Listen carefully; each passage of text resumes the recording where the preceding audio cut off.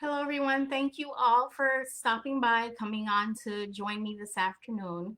I appreciate you taking time out of your schedule to join me as we have a discussion about depression, addiction, and stress.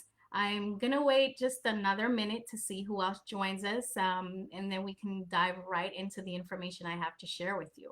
I'm very excited to share all this information, and I'm just giving people a few more minutes before we get fully started.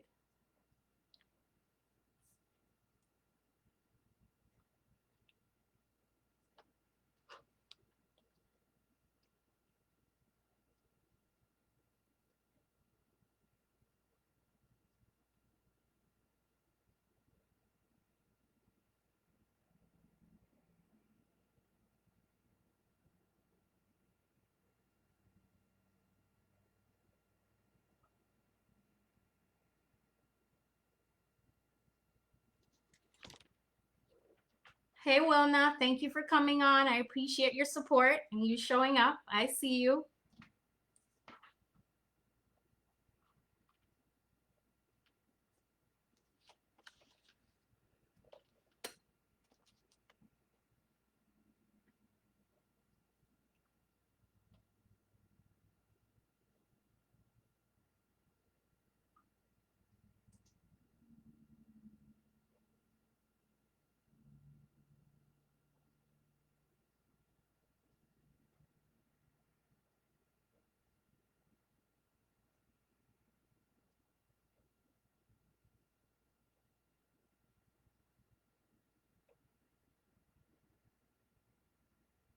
Hi, Joshua. Thank you so much for coming on.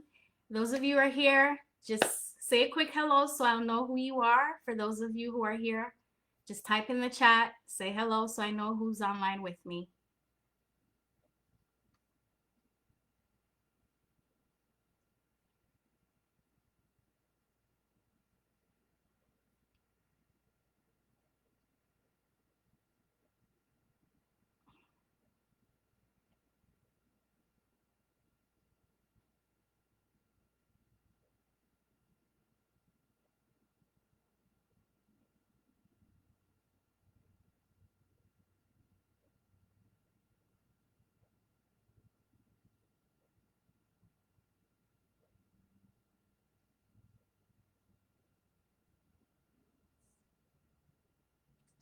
Hey, Matt.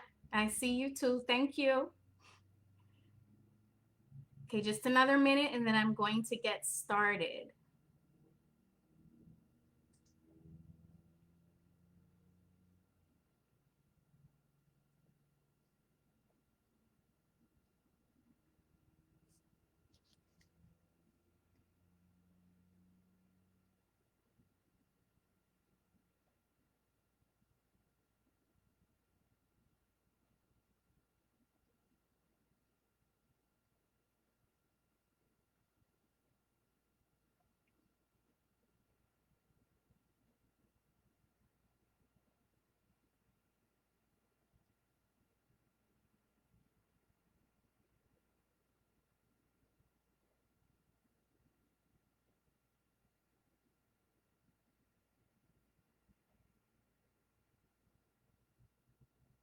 Okay, I am going to get right into it. Um, Before I get started with the topics I'm about to cover, I'd like to take some time to thank you all for showing up to join me as I cover these different areas. And hopefully, the information I share with you can be very helpful as you try to take care of yourselves and make sure that, we're all taking responsibility and living a healthy, wholesome life. So, thank you for taking time out of your schedule for joining me this afternoon. I'd also like to give acknowledgement to Pastor Matt. Thank you so much for allowing me to use this platform to share this information with everyone. I'm always for sharing information, sharing knowledge, anything that can be utilized to help us be well and be whole. So, Pastor Matt, thank you for creating this platform, Journaling Saves Lives, and for affording us, everyone in the community, this opportunity to learn so that we can keep on making sure that we're maintaining a healthy lifestyle. So this afternoon, I was asked to cover different areas: stress, depression, and addictions. And I'm going to start out by touching on stress because I think it's so important that we have an understanding of what stress is and how it can affect us and the role it plays in our daily lives. Within the last 7 months, so many of us have we've gone through so much. We have gone through so many things. 2020 started out, people were excited, they were ready to go. A lot of us had New Year's resolutions, things we were going to change. Either we were going to lose weight, we're going to start going to church, we're going to start businesses, so many plans. And then came March, and then with March came COVID. And so the entire society or entire worlds around us just got destabilized. And for so many people, there's been tremendous losses. I know students have lost that togetherness they had from being in school. They've lost that school environment, their friends. Individuals have lost businesses, loved ones. And from the bottom of my heart, I feel your pain. I want you to know that whatever you are feeling, it is valid. If you are feeling frustrated, it is valid that you're feeling that way. If you are feeling overwhelmed, it's valid that you're feeling that way. If you feel angry, depressed, anxious, whatever you are experiencing right now, because of the tremendous shifts that we've experienced since March, it is valid. I don't want to focus on only the negative. Some people, despite the challenges we faced since the beginning of the year, have been able to continue to maintain stability, and they've felt blessed. And for those people, do not feel guilty if you didn't experience some of the losses, because I also see people who are struggling with depression because they're feeling guilty that they didn't lose their businesses or things didn't get changed for them the way it's affected other people. It's great to show empathy, but don't beat up on yourself just because you weren't affected by a lot of the tragedy that's going on. What we've been experiencing is collective trauma, and everyone's affected on some level, whether it's your stocks, your 401k. But I don't want people to be feeling guilty, beating up on themselves if they haven't been affected negatively. So, with that said, what is stress? We hear the talk of stress. We talk about how stressed out we are ourselves from time to time. But I don't know if we often take time to take a step back and really sit and examine what stress is. So, this afternoon, I'm going to start out by talking about what stress is. When we talk about stress, what we're saying, or what I want you to bear in mind, is that stress is your body's response to any demand or challenge that is placed on it. Any demand or challenge that is placed on your system is going to create stress.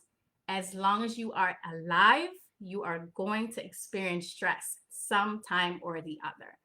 All stress isn't bad stress. You have two types of stress. There is eustress and distress. When we talk about eustress, examples of that would be going on a job interview and you're feeling a little stressed because you want to make sure that you ace that interview, or studying for an exam that you have in school and you want to make sure that you ace that exam. That is stress. Or even planning a wedding, that can be very stressful. However, it is good stress, because what's happening is, as a result of that stress that you're facing, there's going to be some form of improvement. The other type of stress is distress. And that's the one that tends to cause a lot of damage for so many of us, because when we're facing distress, that's where we have things like anxiety or depression or worry. There's constant worry. That's the one we want to pay attention to, because when that type of stress becomes long term, it can ultimately cause a lot of damage. So let's dive into distress a little more. So, as I said, eustress is like studying for an exam, a job interview, or you're purchasing a new home. It can be a little stressful with that. However, that's a healthy form of stress. That is good stress. Distress, however, can be the one, and really is the one, that we should be paying attention to, because that can cause so much damage for us. Um, with distress, um, what we find is that it's if stress can also be short term. So if the stress you're experiencing is short term, like a job interview or a job interview or an exam that you're studying for, then that's okay. It may be for a month. You know it's gonna be 6 months, but you know things are gonna change and go back to a place where it's manageable for you, or whatever the symptoms are, it will go away. So that's short term. And we refer to that as acute stress. However, when stress becomes something that is long term, we often refer to that as chronic stress. Chronic stress can be caused by something like a divorce, or a marriage that you're in that you're not happy with, or a relationship that you're in that you're not happy with. It can be because of financial difficulties, or impending loss of your home or your business, or just disruption in your entire lifestyle. That can cause chronic stress. There can be chronic stress. The issue is when it becomes chronic toxic stress. That can definitely cause issues for us in terms of our health. So any stress that we have that is prolonged past 6 months and is chronic and toxic, then it sometimes turns into anxiety. If that stress is causing you to worry, it's causing you anxiety, it's causing you sleepless nights, insomnia, stomach issue, that's when we need to be concerned about it, because not only is it chronic, but it's also toxic stress. So I want to point out a couple of things. It's important that you never, ever, ever compare the stress you're experiencing to anybody else's stress, and I'll tell you why. Um, a few things to note. Our genetics, our system, the way we're made up, everyone's system is made up differently. So, for instance, when we are in our mother's womb, if our mother, while she was pregnant, if our mothers were under extreme stress when she was pregnant, that stress can be passed on to us as a fetus. If when you come into the world, your mother is depressed or are stressed out or anxious, that actually can get transferred over to you. So it's important to understand that stress in of itself, or chronic toxic stress, trauma, I'm throwing that in there as well, that it is contagious. Have you ever walked into a room, and when you walk into the room, someone's in there, or people are in the room, and you find yourself saying, I don't like that person's energy. They feel a little off. Well, if you've ever felt that way, that's because our nervous systems play a key role in our ability to regulate or cope with stress. So if you came into the world and your mother was struggling with stress, and she herself didn't know how to manage stress, because let's keep it real. No one taught us, or our parents, no one sat us down and say, hey, this is what you can do to manage stress. We've heard about exercising, we've heard about maybe praying about it, we've heard about reading the Bible or talking about it, but no one's really sat down with parents or children and even say, hey, these are coping skills, or these are things you can use to take care of your stress. So as a child, if you came into a home where your parents were stressed out, whether it was because of financial problems or abuse or otherwise, or you were in a school environment where you were young and you were bullied, that in of itself can be a source of stress and triggering. Now, if you got hurt or you were in distress as a child, let's say you were running around the house and you injured yourself, and you ran up to that parent for comfort, you ran to your mom for comfort. And when you did, your mom wasn't able to give you that comfort you needed. That in of itself might have left you feeling invalidated. You didn't necessarily get the nurturing that you might have needed to help your system, your nervous system, to learn to regulate, to deal with the stress. Because what happens is, as children, when we come into the world, our brains develop from the bottom to the front. We don't come into the world with the front parts of our brain, this part, being able to reason things out and thinking logically right away. Our brains tend to develop from the back to the front. So what we do is, when we are children, we feed off of our mothers or parents' nervous system. That's how we learn to regulate our moods. That's how we learn to regulate and deal with stress. So if your parents are stressed out and they're not able to give you that nurturing and that touch that is so important, or security, then ultimately, if you're always in an environment where it's stressful, that leads to you then becoming an adult who struggles to regulate your own stress. So I want to make sure that I point that out. So oftentimes when someone is having difficulty learning how to deal with stress and they come into me for treatment, which I forgot to mention, by the way, that I am by profession a therapist and I treat trauma. When someone comes into me and I see that they're having difficulty coping with their own stress, I typically do some digging into their history, their childhood histories, going all the way back to their present age to find out what their life is like, what kind of stress they have that they're encountering, because oftentimes whatever happens in your childhood shapes the way your brain develops. It also impacts the way your system or your nervous system manages the stress that you're dealing with. So again, everyone's experience is different. Everyone didn't grow up in a household where their parents were extremely stressed. Some people, they had a pretty good childhood, and as they got older, different instances, stressful instances happened to them that kind of threw them off. So their ability to cope or regulate through stress may be better than someone else who didn't grow up in a household where their mother's nervous system was as stable. So do not ever, ever, ever compare how you deal with stress with someone else. Do not ever judge someone else or say they're weak or you don't know how to deal with your problems, because you don't know that person's life story. You don't know what they've been through, what they went through. And that in of itself affected the way their brains develop, how their nervous system form, which we don't hear a lot of. A lot of people don't realize the role their nervous system plays in their brain development, and the role the nervous system plays in helping us as human beings to regulate stress or tolerate stress. Um, how do you think you are with managing stress? Are you someone who, when you get stressed out, you find that you feel overwhelmed, everything feels like it's falling apart and you can't cope? How do you feel you do with managing stress? Go ahead and type in the chat and let me know, whether using one word or so. How do you think you are with managing your stress? Are you able to manage stress on your own? Or do you find that when you're overcome with things, you typically have to reach out to someone to help you to manage your stress? How do you manage stress? Please go ahead, drop a comment in the chat section so I'll know.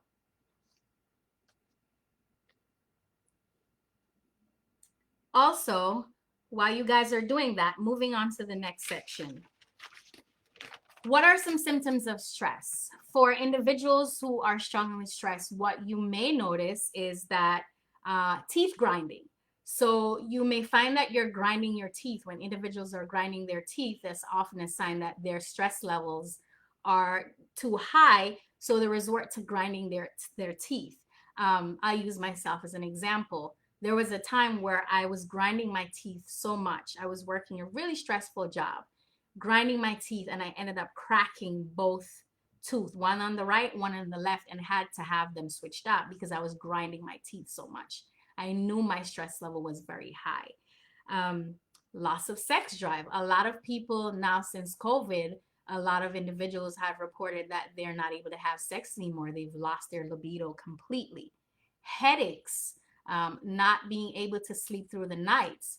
And when it comes on to sleep, if you notice that you are sleeping less than 5 hours per night, it is time to go and see a doctor. Why? Because sometimes insomnia can actually lead to psychotic behavior. If you're not getting sufficient sleep, then your brain's going to start to malfunction because it's not getting sufficient rest to allow your body to rejuvenate. Our bodies tend to heal itself when we're sleeping. So if you're not getting enough sleep to help you at nights, then it can actually end up causing you to function and have psychosis, where you're hearing things, you're seeing things, you're not able to concentrate. So if you are sleeping less than 5 hours per night, it is time for you to seek the assistance of a medical professional. Don't just assume that, oh my gosh, it's just because of this, or no, please do yourself a favor. get help. I've had medical professionals, because they're first responders since COVID started, who actually ended up in the hospitals because they were not sleeping. Their brain started to malfunction. They became psychotic. And now they're in therapy and having to take medication, some of them, because when they were so busy, not realizing how much the lack of sleep was affecting their ability to function. um, Nightmares. If you're having nightmares, if your brain's taking on too many things all at once, when you're sleeping at night, that's sometimes gets manifested in your dreams. High blood pressure. If you never had high blood pressure before and all of a sudden you're noticing that you're having headaches and you're having high blood pressure, then that can be attributed to the amount of stress that you may be feeling. It's important. I can't stress how important it is that we are being intentional about taking care of ourselves, especially around this time, because stress can literally kill you. A lot of the disorders that we see nowadays, diabetes, high blood pressure, fibromyalgia, lupus, and other autoimmune diseases, if we do the research and after speaking to the individual, we often find that it started with the stress they were experiencing. So please don't take things for granted that because you're stressed, oh, I can just deal with it. Ensure that you are being intentional about taking care of yourself, taking your multivitamins, getting enough rest, getting exercise, eating properly so that you can manage your stress, because stress will kill you. Um,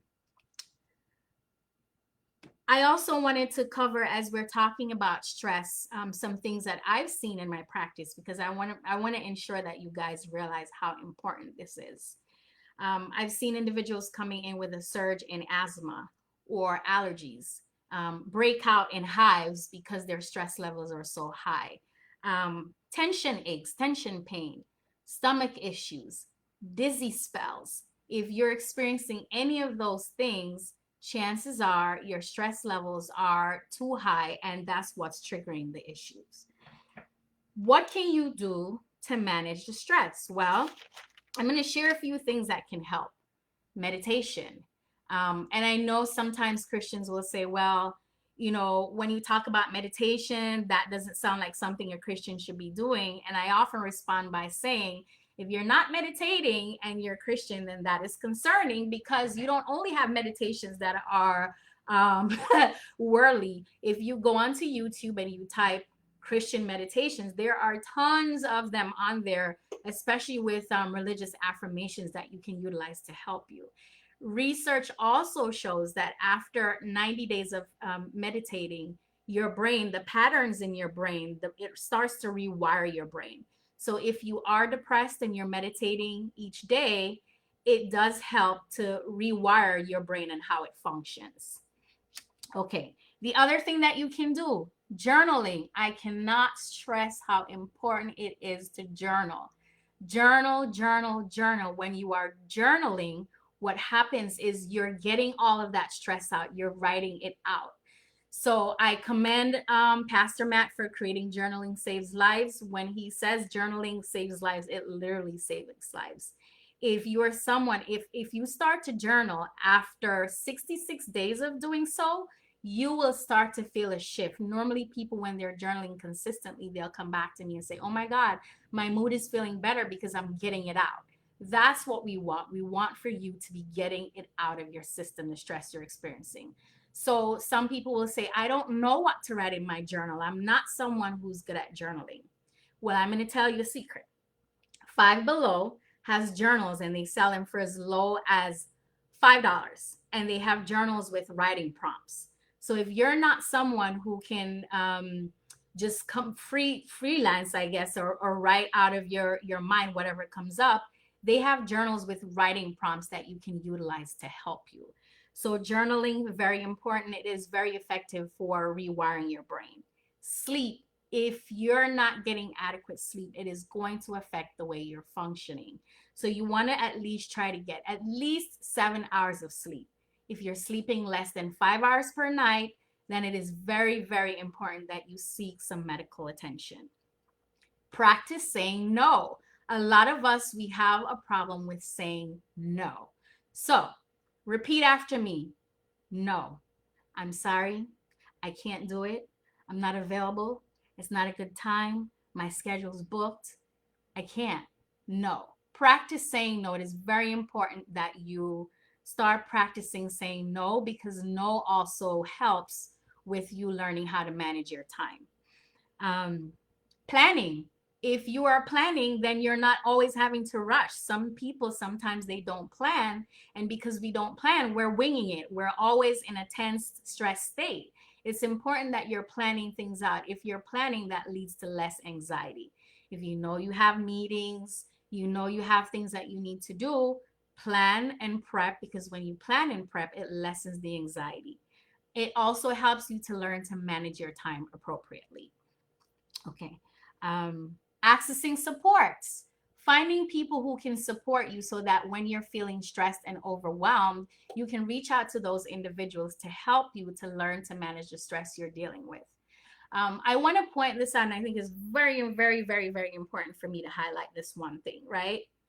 Do not assume that everyone you consider your friend is emotionally mature enough to handle the stress that you're trying to go with to them with.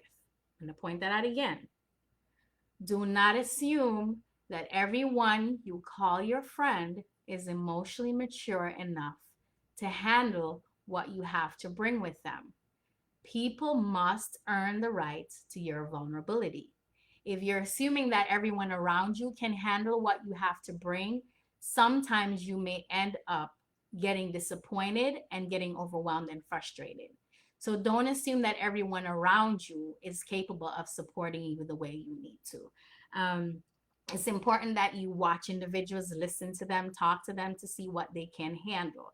So please, please, please be very cautious about people that you are saying are your friends. Do not make assumption that just because you're friends with someone or they are your acquaintance, that they are okay with supporting you through your distress.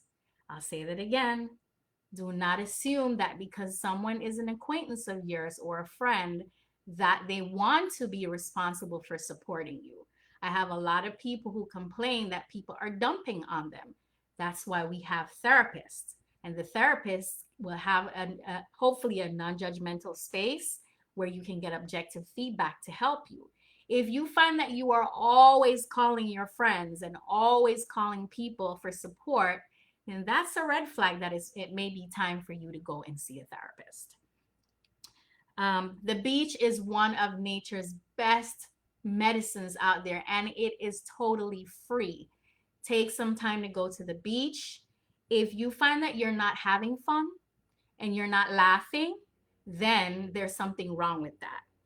The other thing I have on my list is drinking water. If you're not drinking water, then your body's not getting enough liquids to help it to replenish so that it can manage the stress that you're dealing with. So it's important that you're drinking water. Exercise, walking, even yoga. There are different types of yoga. When I say yoga, people will look at me sometimes and say yoga. There are different types of yoga that you can do. There's neurogenic yoga. If you don't want to do yoga, there's also trauma releasing exercises. I, for one, go and I do trauma releasing exercises on a weekly basis because stress gets trapped in your nervous system and it sits in your body. And if you're not doing things to release it, then that can be a problem. Also, I spoke about skin conditions. Ensure that you're paying attention, guys. If you're not drinking the water, a lot of the skin issues that you're having, it may stem from your body being dehydrated and not having enough fluids in it to do those processes that are needed to keep you healthy. Taking your multivitamins. If you're not taking vitamins, especially magnesium and vitamin D, then that's a big red flag. Magnesium itself also regulates over 300 functions in your body. And if your magnesium levels are low, that can also lead to a lot of the amplified stressors that you're feeling in your system. Depression. So again, if we have long-term chronic toxic stress, then what we'll find is after a while, people have a hard time moving on from the things that are causing them stress. Those are called stressors. So if you're having a hard time coping with the things that are causing you stress, it may lead into depression. What is depression? Depression in of itself is a mood disorder. And many research has been done, in an attempt to try to find out specifically what causes depression. No one's ever been able to say, okay, it's this one thing. But what I will say that it is a combination of factors. It can be your environment, it can be your experiences you've had in your environment, especially your childhood experiences. It can be sometimes medical issues. It can be multiple stresses that is leading to the depression. What does depression look like? It looks like some of the things I've already called out: your loss of interest in pleasurable activities, loss of sex drive. It can be isolation, you're isolating. You find out that you're agitated. It can be so many things that are leading to the depression. And it's important that we understand that when someone is depressed, they're not being lazy. Fatigue is also another symptom of depression. And I've heard people say several times, oh, they're lazy, they just don't want to work, they're not even trying, they're not even pushing themselves. If you remember earlier on, I mentioned that our nervous system plays a role in our ability to recover from stressful situation. If someone's nervous system is dysregulated, it doesn't matter how much they want to be motivated and how well they want to do. Sometimes people are struggling with chronic fatigue syndrome. And that in of itself is oftentimes because the individual's nervous system is dysregulated. It's unfortunate that when we go to the doctor, they don't typically tell us these things. Most people won't know because your doctor might not say, well, let's take a look at your nervous system and how it's functioning to see if that might be the reason. So I just want to point that out. Do not ever say someone's just lazy. I'm not saying that sometimes some people are not unmotivated, but if someone's nervous system is dysregulated, a lot of the behaviors you're seeing, the lashing out, the isolating, poor concentration, fatigue, lack of sleep, losing interest in pleasurable activities, not being able to maintain relationships that they're having, not being able to function at work, not being able to function at school. A lot of the time that is due to the fact that the nervous system is totally dysregulated. So we want to take a look at that. When individuals are also depressed, what's important to note is that you have to be intentional of doing the opposite of what your emotional brain says. If we go by what our emotional brain says, you won't ever do anything. You're going to lie in bed and you're going to be depressed and feel low. And sometimes that's when we need even more support. So if you have a church that you're affiliated to or support groups, Journaling Saves Lives is also a great resource because I'm always seeing them have prayers, Bible meetings, and coffee. They're always volunteering. One of the best things you can do is to give back.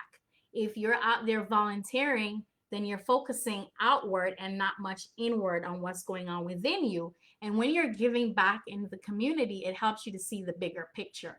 You also have an opportunity to meet other people, learning from them, seeing things that's going on in the rest of the world. And that in of itself can help you to realize that, hey, I'm not the only person who's suffering. There are other people out here who are struggling the way I do. So I can't stress enough the importance of getting out there, getting involved. Yes, I know that COVID is still around. However, there are precautions that you can take to help you as to stay safe as you're volunteering. Very, very, very important. All right. The next thing I want to point out is your thought life is crucial. If you find that you are consistently watching the news day in, day out, and all you're seeing in the news is negative, negative, negative, then what you're planting into your subconscious, especially if you fall asleep in front of the television, is negative, negative, negative. Your thought life is going to determine your behavior. Your thought life is going to affect your mood. Your thought life is going to affect the way your body responds to system. And your thought life is also going to affect your interpersonal relationship with other people. So ensure that you're very protective of what you're watching on TV, what you're viewing on social media. If I often think or make reference to CNN, I believe when you turn on the TV, to the right hand side of it, you'll see the numbers of deaths and the numbers of individuals who were affected with COVID. If all you're doing is seeing that several times throughout the day, your mind's going to start playing tricks on you, and eventually you may find that you start thinking, am I going to be one of them who ends up dead? Do I have COVID? And not that that's not a reasonable thought or assumption to make. However, what you pour into your mind is going to affect the way your body functions. And if all you're seeing is negativity, it is also going to affect your mood. Social media, the news media, they want you to keep coming back. That's why they show gory images to keep you coming back. It's money in their pocket. So it's important that you understand that. If you're someone who gets impacted by the images, it's important that what you do is read it in the news. There are newspaper prints on phone apps that you can read. If I often tell people who are on social media, Instagram and Facebook, when they come in, they're depressed, and I say to them, tell me what's going on. How do you spend your day? And I tell people, and it's something you may want to try for yourself, make yourself a table Monday, Tuesday, Wednesday, Thursday, Friday, and all the way to Sunday. And each time you go onto social media, just put a stroke and see how many times you're going onto social media. That in of itself can be a red flag for you, that there's something going on that keeps you going back to that, and you've developed an addiction and don't even realize it. So very, very important that you are protecting your mind, because whatever you're watching can end up triggering depression as well. The other thing I want to point out with depression, and I want to ask another question to you guys, is I want you to think of your life, your childhood, from ages 0 to 12. And think of this question.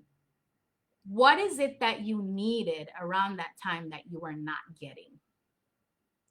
So just do a timeline, rewinding your life in your mind. Ages 0, I'll even move it up some more, 0 to 15. What is it that you needed that you were not getting between that age? Did you grow up in an environment where you felt like when you cried, you were allowed to cry without being told or asked, why are you crying? Are you someone who is frequently asked, well, why are you angry? What's there to be upset about? Give that some thought and then let me know. What is it that you needed that you were not getting around that time? Because whatever it is that you needed that you are not getting, believe it or not, it does travel along with you into your adult years. So if you needed a safe environment and you were not getting that and you never felt protected, then you may be an adult who never feels safe and feels like you're lacking in protection. If you feel like you were never heard, you didn't get what you needed in terms of someone hearing and validating you, then you may find that you've become an adult who feels invalidated and feel like you're never heard. If each time you cried, you were questioned about why you were crying, then you might find that you're an adult who is not comfortable with crying, or you may feel that crying is weak. If you are an adult that when you became angry, you were questioned as to why you were angry, then you may view anger as a bad thing, which it is not. So that's why I'm asking you, what is it that you needed at that time that you weren't getting? Think about that for a minute. And as you're processing that, notice how your body is responding to it. It may make some people very uncomfortable when they start thinking of their childhood.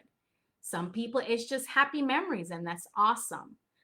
What happens is when someone starts to feel depressed because their life is stressed, and they start to feel depressed and they don't have the skills to take care of themselves, they start to look outward for things to fill that void. If you're not happy inside and you're not comfortable being alone with yourself, you'll find that you start to look outside for things to numb that pain, fill that void, and that's when addictions develop. So what is an addiction? An addiction occurs when we start to look outside for things to fill voids or numb pain, emotional pain or physical pain. The first time we went in social media, it might have been for curiosity. But over time of doing it over and over again, it became a habit, and the habit formed into an addiction. So what causes addiction? Some people typically think that addiction, when they hear addiction, they think of drug addicts. Well, I'm here to tell you that's not necessarily the case. People are addicted to social media, shopping, working, watching TV, alcohol, weed. Some people are addicted, and I'm going to throw this one out there. A lot of people were involved in church ministry. I've heard that a lot of times. Oh, my husband's always gone. He's always at church. Or my wife is always gone, always at church, always working. A lot of people are addicted to getting attention or the people pleasing. I need that constant validation. So I just want to point out that when we talk about addiction, when I'm talking about addiction, I'm not only talking about drugs or sex. I want you to know that you can become addicted to anything. The question is always to ask, what is it that I'm not getting in here that I'm looking for outside of me? What am I trying to fill? What void am I trying to fill that I'm looking outside? Because until you are at peace in here and you are comfortable with being alone with yourself, you're always going to be looking on the outside for fulfillment. So when someone comes in here and they are struggling with an addiction, I start by asking them, what is that particular thing doing for you? If it is drugs they're addicted to, or sex, or shopping, it's what does the shopping do for you? When you shop, how do you feel? What is it doing for you? What are you not getting while you're turning to shopping? What are you not getting that you're turning to working and you're always working? What are you not doing that you're always going on to Netflix? What are you not doing that you're going on to Instagram?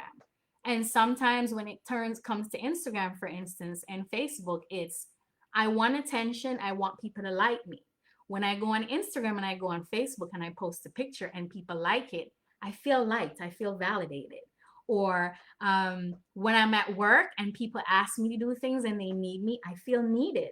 So what is it that that addiction is doing for you? Whatever it is that you're addicted to. Sometimes it's food. When you're eating food, what does the eating of the food do for you when after you've ingested it? So I do want you guys to realize that anything can become a drug for you. Anything can cause you to develop an addiction. And once that addiction is developed, what happens is when you're engaged in that activity or you're using that drug, your brain is releasing the dopamine.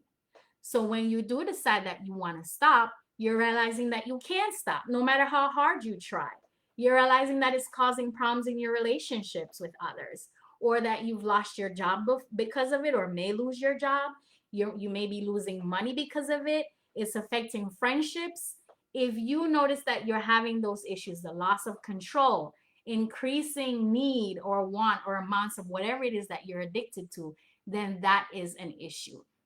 So the question is, what is it that you feel that you're not getting in here that you're looking for outside? The other question is, are you comfortable with being alone with yourself? Are you comfortable with being alone with yourself? Being alone with yourself doesn't mean being on the TV, being on the phone, or being with social media. If you cannot sit with yourself in silence for longer than 10 minutes, then something's going on in here, and it's time for you to get some assistance to work through it. So I'm going to go ahead and point out some things to note as it pertains to addiction. When someone says they do want to stop, I believe them with all my heart that they do want to stop using drugs. They want to stop gambling. They want to stop using a drug. The issue is once you've developed a habit, your brain has been trained to do it. I don't know if sometimes you've ever been sitting and noticed that you're grabbing your phone, or you find yourself driving to that one place where you typically go to shop, or whatever it is that you're addicted to, you find yourself doing it, and you find yourself saying, why is the phone in my hand? Or how did I end up here? Or why am I doing this? I'm eating and I'm not even hungry. Right, because whatever you consistently do develops into a habit. And whenever it becomes a habit, can potentially become an addiction. Your brain has now been programmed to look for that. So unless you find another behavior to replace that unhealthy one, it is going to continue to be problematic. And sometimes that's something that you need a therapist to assist you to work through, because you're not just fighting your rational brain, the front part of your brain, which is your rational brain, you're also fighting with your physiology. And you may say, I'm not going to eat ice cream again every night. I'm going to stop doing it because I'm gaining too much weight. And the minute you turn off the light and go into the bed, you start salivating. You start thinking about the ice cream. You may even start smelling the ice cream, because now you're fighting with your physiology, because that addiction has also been ingrained, the wiring in your brain, the pathways in your brain. And now your body is calling for it. So that's oftentimes something that you need assistance to deal with. We talk about therapies that you can utilize to help you with that. If you are someone who you have a history of trauma, it is important to understand that if you don't do the work to heal yourself, the trauma you're experiencing is going to and probably is affecting your family. I'll say that again. Until you do the work to heal yourself, whatever it is that you're experiencing is going to spill over into relationships you have with other people. Exercise is great. Taking your supplements are great. All of that is good. Praying is awesome. I'm a big advocate for prayer therapy. Going to church is good. Talking to your church brothers and sisters, that's good. However, trauma is contagious. And if you don't know how to manage your own issues, that's why we have what's called intergenerational trauma. Whatever happened to you has now gotten passed on to your children or your spouse or other individuals who are in close proximity to you, because you didn't learn the skills to help you to heal. You can go to the gym. I can go to the gym and exercise every single day, 5 days a week, and then go back home and lash out at my children. I can go for a walk every single day or meditate every single day and still have a nasty attitude toward other people, because what most people don't realize is that you can talk and talk and talk, but unless you do the work to fix the biology within your system, your nervous system, then that trauma is going to affect the individuals you need around you. So see a therapist whose specialty is in working with mind body approaches to release that trauma, because although talk therapy is good, it's important that you're getting that holistic approach of mind body spirit, because that trauma is trapped in your nervous system. Reading a book alone may not be enough. Sometimes we need other people's assistance to help us. The most important thing is that you take responsibility for your health, that you are open minded to thinking differently. Just because your mom did it that way, or your aunt did it that way, or a pastor says this is the way to do it, doesn't mean that that's the only way to do it. There are other ways. There are tons of scientific researches out there that's always being shared to help us. And talk therapy and prayer alone is not always enough. So it's important that you're taking responsibility for your mental health, improving your mental health hygiene, so that you can be the one to stop intergenerational trauma if that's something that was prevalent in your family, that you can be the one to say, I'm going to change how we function within my unit, where people are not having diabetes. We're learning how to manage our stress. We're talking about our emotions and how we feel. We're not hiding things under the rug. We're not just praying about it. We're doing action and taking responsibility, because that's how we start to live healthier lives as a community. If emotions are not being processed, then they are sitting there in your body, because our bodies were meant to detox unpleasant emotions. So you have your core emotions: anger, sadness, joy, happiness, disgust, all of those. But most people, all they want to experience are the pleasant, happy emotions. They don't want to feel anything unpleasant. If you don't want to experience unpleasant emotions, then it's going to sit there in your body, because your emotions are made up of neurochemicals. And then one day your nervous system is going to be overloaded with stress. And what will start to happen is that stress starts to manifest itself in the form of a headache, depression, anxiety, lashing out at people, stomach issues, irritable bowel syndrome, sleepless nights. So it's important that you are honoring emotions when you have them, both the pleasant ones and the unpleasant ones, that you're allowing yourself to process them either with a therapist, you're being assertive and advocating for your needs, because as human beings, our bodies are meant to detox unpleasant emotions. And how we do that is not by brushing it under the rug, it's by talking it out or doing whatever is necessary to keep us in our window of tolerance with stress. If you're someone who doesn't want to experience any stress or you don't want to deal with stress, then you are going to run into a world of problems when you have it, and that will keep your nervous system dysregulated longer. So please, please, I am pleading with you to take responsibility for educating yourself about how your brain, your mind, and your body works. Your body is important. Your physical body is very important. But I'm here to tell you that your mental health is even more important. Because if it's not right up there, it's definitely going to affect the way the rest of your system functions.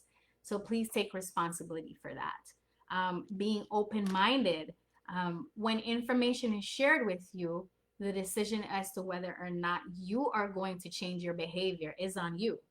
You can go to a therapist, you can read the information, but that doesn't mean that you're willing to make a commitment to change the behavior. That's really on you.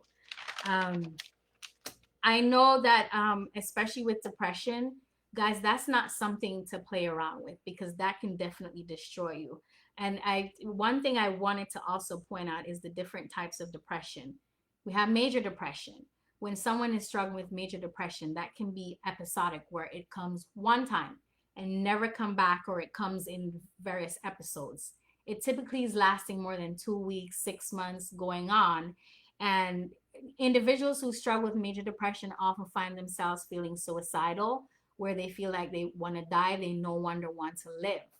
Then we have what's called this, it used to be called dysthymia, now it's also called persistent depressive disorder. That tends to last over 2 years, and that can stem from, again, in, situations in your environment, whether it's divorce, job loss, childhood stress stemming from abuse. And it's important that you are doing whatever is necessary to manage yourself and take care of yourself. The other thing we have is the seasonal affective disorder. Some people around Christmas time, they get depressed, or Thanksgiving time, they get depressed. So, or maybe a major event happened for them around Easter, and each Easter time they find themselves getting depressed. If you are someone who is struggling with any of these issues and you decide to see a doctor, it's good to see your primary care doctor, just to rule out that you don't have thyroid issues, because sometimes thyroid issues mimics that of depression. So you always want to rule out that you do not have thyroid issues. But if your medical doctor is trying to prescribe you medications, that is a red flag. A medical doctor is not a psychiatrist. A psychiatrist is also a medical doctor, but oftentimes they've also been trained to specialize in mental health disorders. So if you're going to see a medical doctor, your primary care doctor, and that individual prescribes you Buspar when maybe you didn't need Buspar, you needed Celexa, or they prescribe Celexa or Paxil when maybe that's not what you needed Wellbutrin, sometimes what you find is that you feel even more suicidal, or the symptoms are worse, because that's not your primary care doctor's specialty. So it's important that if you are seeing a doctor, you are seeing a psychiatrist, because their specialty is treating psychiatric disorders. Again, seeing a psychiatrist, seeing a therapist to support you. If you can't afford a therapist, there are tons of free resources out there. There are support groups. One local group here, and I know they're all over, is Calvary Chapel. Calvary Chapel is always offering support groups. They have a program that is ongoing that's called Celebrate Recovery. It's offered virtually, and people, it doesn't matter what your religious beliefs are, because it's neutral, but tons of individuals have access to that support group for support. Journaling, I can't stress the importance of journaling again. Journaling is very important. It does save lives. And whatever you put in that journal is between you, Jesus, and the paper you wrote it on. You can burn it after. And it's also helpful because you can always go back, take a look at the journal, see how you've grown and the progress you've made from journaling.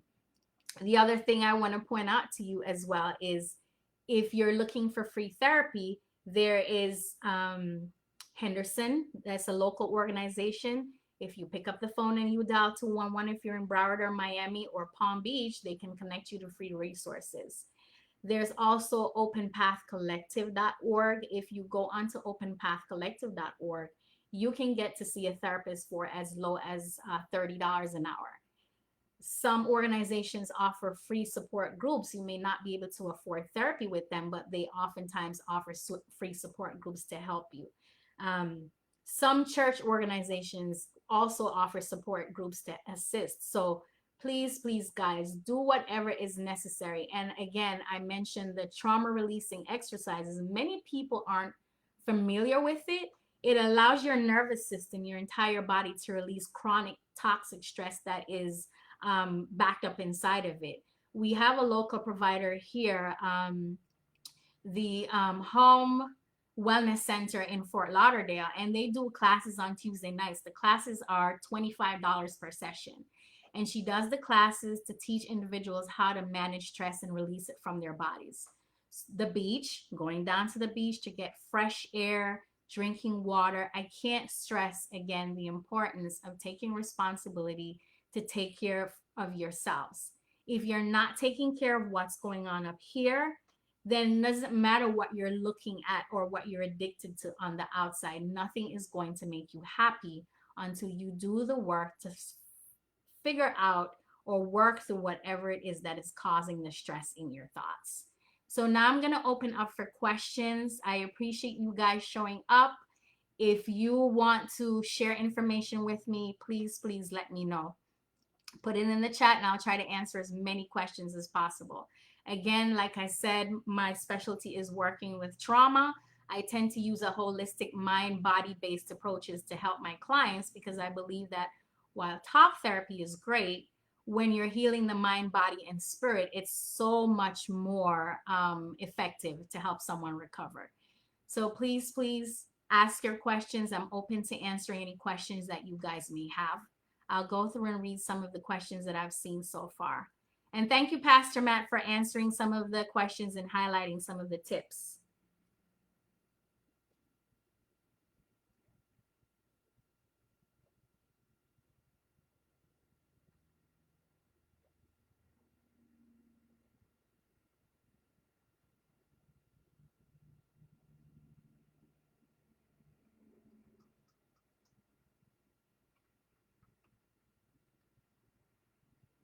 So I'm going to point out a statement that I saw being made in here that Tiny Ashanti made. She says, it's shocking when you see therapists struggling to heal too while healing others. I know plenty, you'd be surprised. So what's wrong with that picture? Well, what I will say to you guys is if you are seeing a therapist, or if you plan to see a therapist, one of the first questions you want to ask that individual is, how do you take care of your mental health?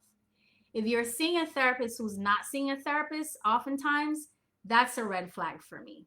I have a therapist that I see, and I am very glad that I have a therapist because when you're providing support to other people, it's always good to have an outlet that is objective and it's secure. And we should never, ever, ever assume, not because you're a therapist, assume that you know everything. So yes, if you are seeing a therapist and that person is seeing a therapist as well, that's good. Now, what's concerning is if you are seeing a therapist and that therapist is dysregulated and can't manage their own emotions, or they're dysregulated and can't provide the support they need to you. That's typically a red flag, but it is not, there's nothing wrong with a therapist having their own therapist. I would hope that they're practicing, those of us who are therapists are practicing what we preach. I would hope that medical doctors are seeing their own medical doctors. I'd hope that psychiatrists are seeing their own psychiatrists to make sure that they're taking care of their own mental health, because when you're supporting other people, it's important that you're also taking care of your needs. So thank you for pointing that out. I'm just going through the chat and responding to things that I see.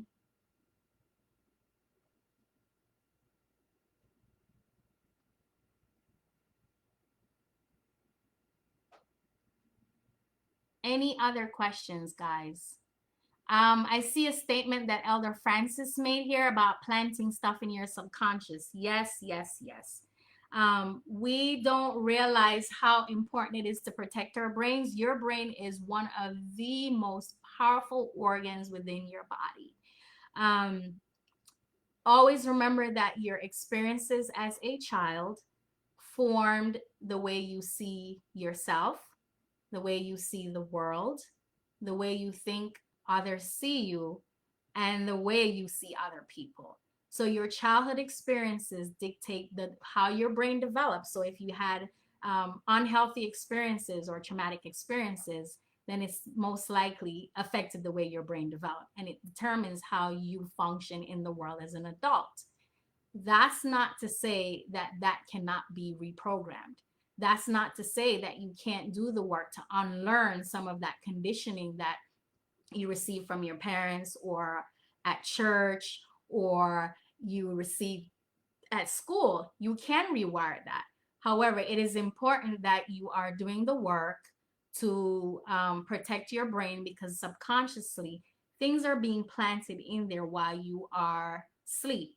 So when people are meditating or they're using affirmations, listening to them at nights, I tell them just before you go off to sleep in REM sleep, that's the time to listen to affirmations or say them to yourself, because they're being planted into your subconscious. In the morning when you first wake up, that's the time to say your affirmations or listen to your meditation, because again, your subconscious is vulnerable to whatever is being planted in there. I've had individuals who come into me for therapy, and their family members, their children, when this happened, their family members were watching sci-fi movies, scary movies. And as a child, I remember she fell asleep and was dreaming whatever was happening on TV. Until this day, this woman was terrified because she never felt safe. She felt like she was always being attacked by aliens. So it's very important that you are particular about what is being planted into your subconscious.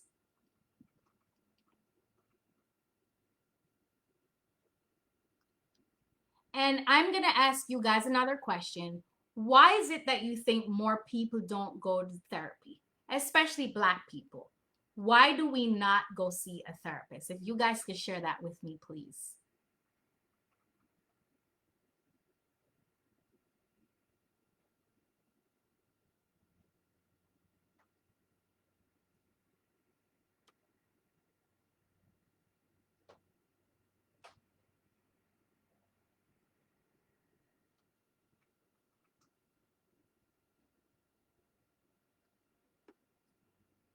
And Ella Francis, I see your response. You say you, before going to bed, you listen to meditation music or rain sounds. That is excellent. Another great resource is, I'm someone who listens to a lot of sound bowls. If you go onto YouTube and you type sound bowls, you'll see them. And you can literally feel your system purging the stress. You might feel itches, or you may feel tingles in your body. That's how you know that your nervous system's been activated. Elder Francis says people don't go to therapy because of stigma. True. Any other reason? Why do you think people don't go to therapy? And I agree with this stigma. And this is when someone decides to get help and see a therapist, that is one of the bravest things they can do. And it's brave, and it requires a lot of commitment, because you have to be willing to ignore the naysayers and the negativity around you. Because when you're in bed and you're crying and you're struggling with anxiety and you're in bed depressed, those same people who are telling you not to go to therapy are often the same ones who complain when you call them for support. So it's important that you are taking responsibility. You don't have to tell people you're going to therapy if you're someone who is ashamed or afraid of going. And hopefully, when you go see a therapist, they can help you to start looking at the situation differently, so that you can, not be as afraid anymore. I've had people who tell me, I don't want to walk through your front door. Can I come in through the back door? Absolutely. If that's what you need for right now, that's fine with me. Another statement, it always been said that people will think you are crazy or something. This is true. And so this is where the church plays a very important role, community organizations such as churches. Because of pastors such as Pastor Matt, and what he's consistently doing is promoting the importance of good mental health hygiene to his members, then it tends to start to decrease the stigma somewhat. But one of the saddest things I see is when you have organizations in the community with the influence over others, when they're not using that platform to try to reduce a lot of the stigmas. So churches play a huge role. When people are not doing well, they tend to look to the church for guidance. So if churches and the pastors are making commitment to be the ones to encourage their congregants, they themselves even to get support in the community, I think that will eliminate a lot of the stigma that we're seeing in the community. The other thing too is if people would educate themselves more and realize that mental health support is even more important than medical support, because a lot of the medical issues we have started because of stress, and the stress triggered disorders and medical issues. If people would educate themselves, it would also help to eliminate a lot of the stigmas. Any other questions before I wrap up?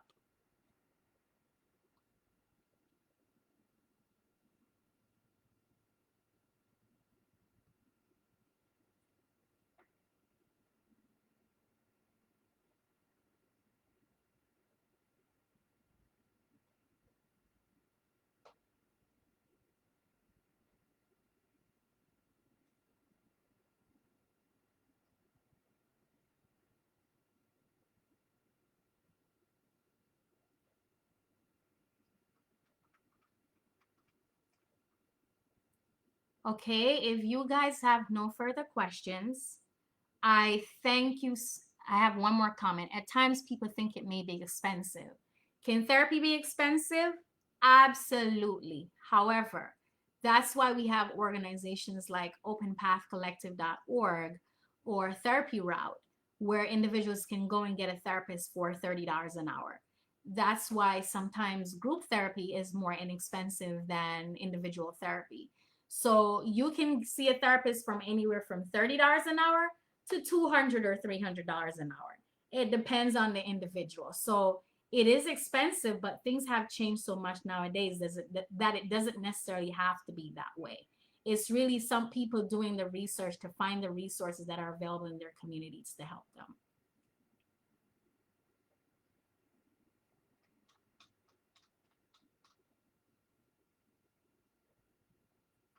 Okay, if there's nothing else, I want to thank each and every one of you for taking time out of your afternoon to join me. Again, Pastor Matt, thank you so much for allowing me to use your platform to share this information. I so much appreciate it. And as I close out, again, guys, I am asking you to make a personal commitment to do more, to be kind to yourself. Half the time, we're not as kind to ourselves. We are so mean to ourselves sometimes. You deserve compassion from you more than anyone else. Be kind to yourself. Be your own cheerleader. Talk to yourself. Positive self talk. It is so, so, so important. Make a commitment to taking your vitamins, exercising, developing positive supports to help you. Um, Drinking your water, seeing your primary care doctor to get a checkup, asking them to check your hormones. I know there is a nurse practitioner on here. I did see her on here, Bertha Campbell. She checks hormone levels for clients. Whenever I have clients who are in need of to have their levels checked, I typically refer them to her, because when you go see a regular doctor, the doctor doesn't typically check the hormone levels, your serotonin, your cortisol levels. They don't check for magnesium levels. And oftentimes people are suffering and they're getting drugged up on all these medicines. And really all they need is to get these hormones checked. So ensure, and you have that right to advocate for your doctor to check your hormone levels to see what stress has done to it. But get yourself checked out. If you're having mental health issues, see a psychiatrist, not your medical doctor, because a psychiatrist, their specialty is in mental health issues. Um, Utilizing support groups to help you, just making a personal commitment. Don't overwhelm yourselves, guys. Start small. Pick one thing that you like to change and start to work small, making small steps to switch it. Also, understand again that your brain is a powerful organ, so whatever you put in it will become a part of your thought life. You have the power to change all of that. Listen to motivational speeches. Go on to YouTube and learn more about depression and anxiety and your brain and how it functions and your nervous system. That is your responsibility. There's nobody else's responsibility to educate themselves about how to ensure you're doing proper self-care for your mental health. That is your responsibility. So again, I thank you so much for your time. You guys have an amazing afternoon. I appreciate your participation. Be well and stay safe. Thanks again, Pastor Matt. Bye.